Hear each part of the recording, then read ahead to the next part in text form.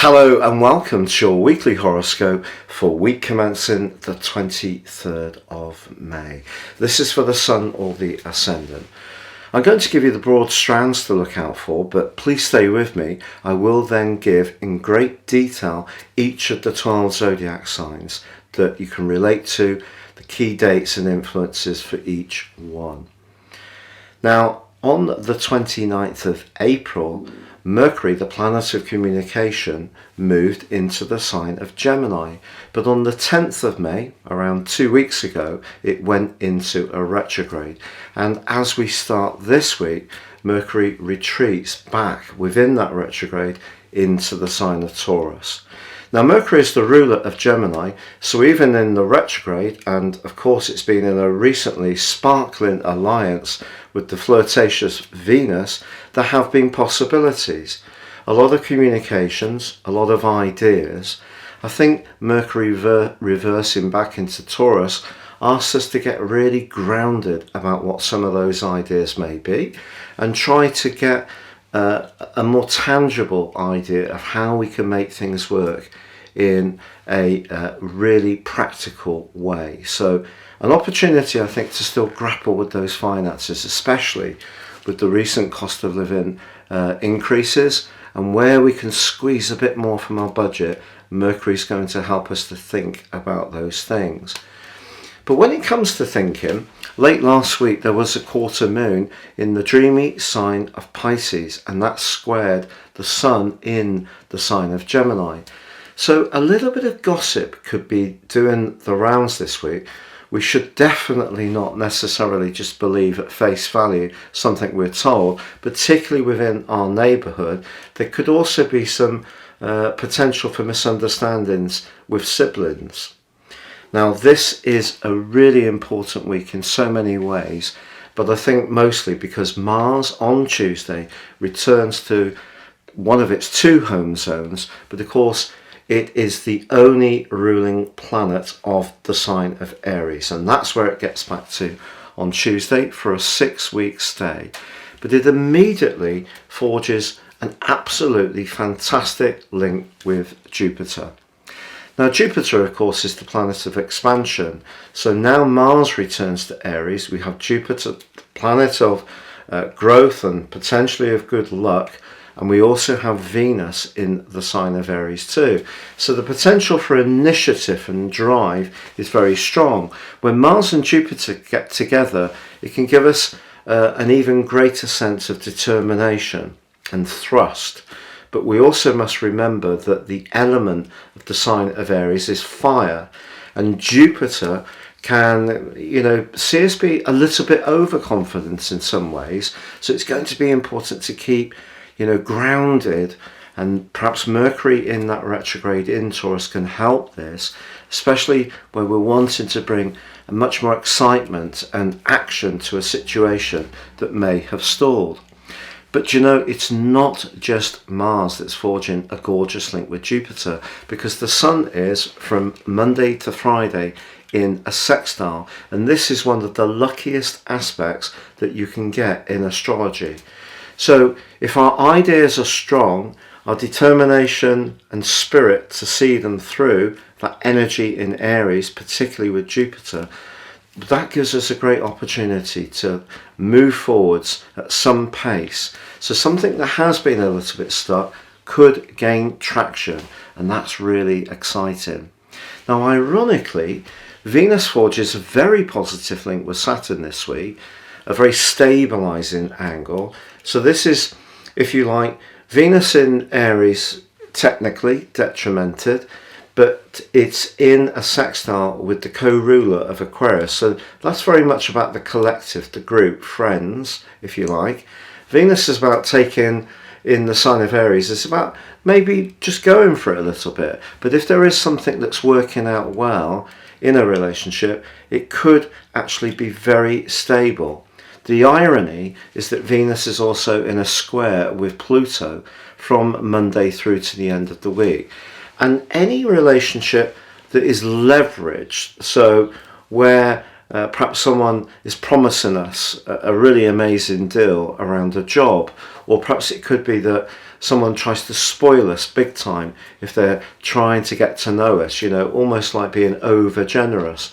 It's not to say that there's anything sinister with these tactics, but we just must be aware that Pluto's about power and Venus is about money as well as potentially sex. So, the inference is clear. Saturn can bring stability, but Pluto can bring some leverage. So just be conscious of that. But I think the key this week is to cut through the swirling mist that is that quarter moon, because there could be some mixed signals. It's not just Mercury's retrograde, and Mercury's retrograde in Taurus is most certainly asking us to scrutinize the details of things in a very exacting way.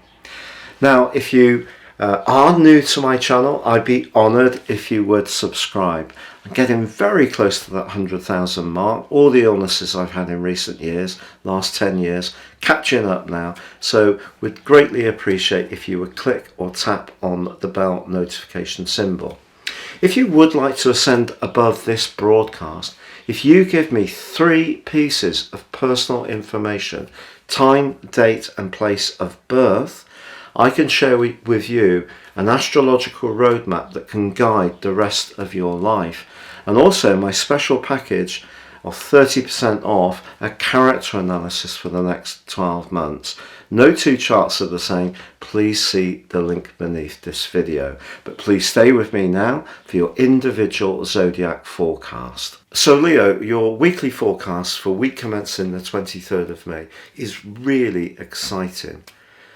Now your sign is ruled by the Sun, but there's 3 decans of 10 degrees across the 30 degrees of each zodiac sign, and the first one, obviously, the first 10 degrees is governed by the Sun, the second is governed by Jupiter, and the third by Mars.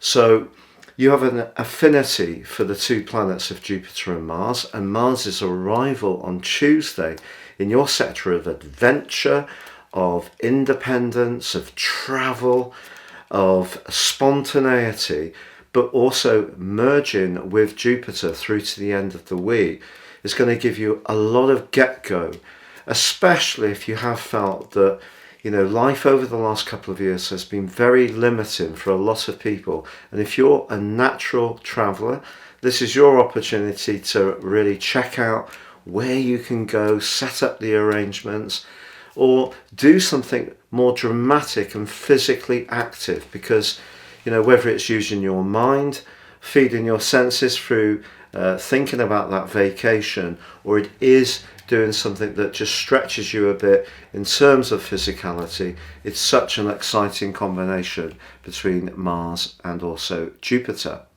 Now, of course, when it comes to booking things or planning things, Mercury's retrograde is something that we have to be mindful of, because snags can come up. But remember, Mercury retrograde can be a chance to solve things. So Mercury on Monday reverses into your sector of work. If you feel that some kind of course or training or work experience would benefit you, but it requires a little bit of self-belief that whatever you try will come off. So maybe you need to be not risk-taking so much, but certainly bold. I think this is a fine time to go for it. Also, maybe if your work situation has been affected by all the changes that are going on for us all, whether it's through technology, automation, robotics, the impact of COVID, working from home, all of these things had a huge impact on so many of us. So maybe you do need to rethink in some ways. So that combination of energy in your 9th house, which also includes Venus, is really suggesting that part of you that can get a thrill out of trying something different needs to push back against the other part of your nature, which is more fixed, that does like a degree of continuity and can make it a little bit difficult to get new projects off the ground. But the sign of Aries is all about the new. It's about thrust, excitement. So use that Mercury retrograde in conjunction with the conjunction between Mars and Jupiter to add more pizzazz to your approach in whatever way it may need to be. Now, in terms of a personal relationship, Venus's angle to Saturn could see a big heart-to-heart this week.